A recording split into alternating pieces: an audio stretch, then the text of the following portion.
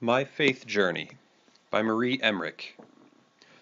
In my twilight years, I am reflecting on my faith journey.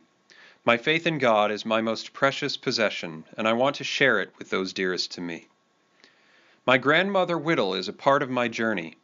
When we lived in Wheaton, Illinois, we moved when I was 5.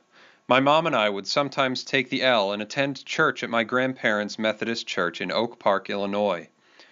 My grandmother had a large Sunday school room.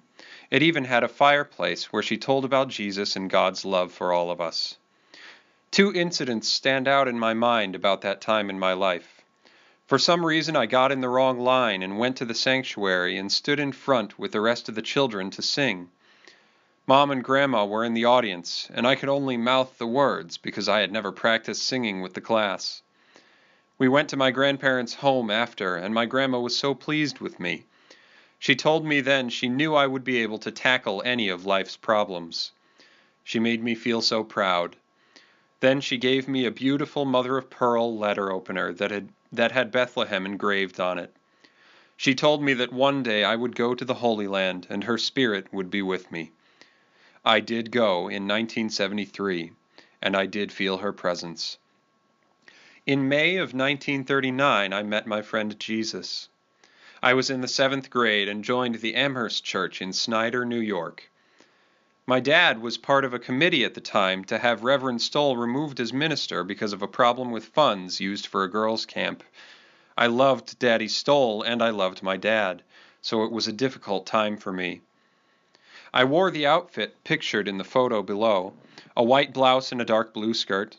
Reverend Stoll, the founder of the Amherst Community Church, gave a sermon, parts of which I still remember.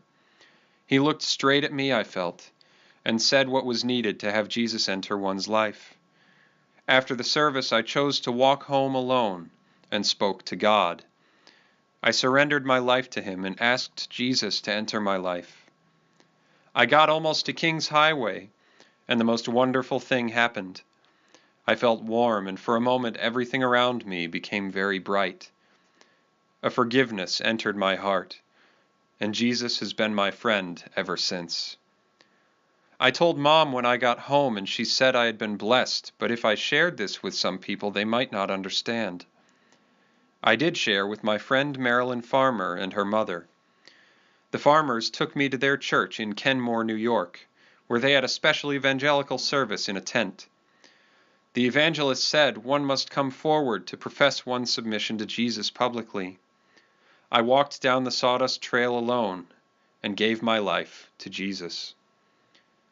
I feel so blessed to have attended classes given by Margaret Hess, who received her master's in the Bible. I attended her classes for years, first at Presbyterian Church on 15 Mile in Birmingham, and then Kirk in the Hills. She gave us the history and the reasons why words were used. We went through the whole Bible. We met in small groups to go over the answers to questions we were assigned each week, and then went to listen to Margaret Hess. She used maps and lectured for 1 hour. There were over 175 people in her class each week. A lot of ministers attended. I went to the Holy Land with Margaret and Bart Hess as our tour guides. Bart was the senior pastor at Ward Memorial, the largest Presbyterian church in Michigan at the time. I feel there were 3 significant highlights on my faith journey. In the summer of 1967, Reverend Bob Boley from the Beverly Hills United Methodist Church chose me to participate in a seminar led by Royal Howe. It was held at the beautiful Booth House on the grounds of Cranbrook. There were about 35 participants from all over the country. In 1973, I took a 10-day trip to the Holy Land.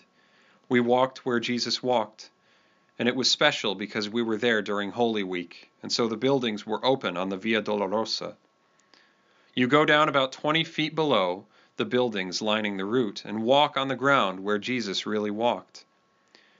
In November 1998, the associate pastor of the Lake Orion United Methodist Church, Reverend Randy Whitcomb, sponsored me to participate for 3 days, November 12th through 15th, in the Emmaus Walk. It was held at the Asbury United Methodist Church in Flint, Michigan, and there were about 50 female participants. I remember when Irv, my husband, had surgery to stop the bleeding from one of his polycystic kidneys. He came out of the surgery in so much pain, and the doctor told me they couldn't give him any more pain medication, as any medications could cause him to die. His life was in a delicate balance. There was a Bible in the room, so I repeated the 23rd Psalm for hours and hours until I could no longer talk. He slept peacefully, and I was told later a very sick man across the hall had listened to the words, and it helped him too. His name was Ty Cobb, the famous baseball player. In 1970, Irv was chosen to go on the kidney machine. They were in such short supply then. One of the reasons he was chosen was because they felt I could learn to run the machine at home. I did, but only because God was helping me run the machine. I ended up teaching others how to run the machine. It's amazing what one can do or feel with Jesus by your side. Now I'm in the twilight years, and I spend a lot of time praying for others because I have the time and I know God loves us, each one. We are all His children.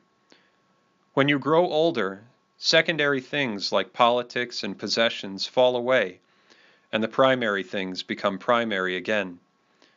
The primary thing is, as Jesus said, to try to love God totally, and to love our neighbors as ourselves. God has truly been the anchor in my life.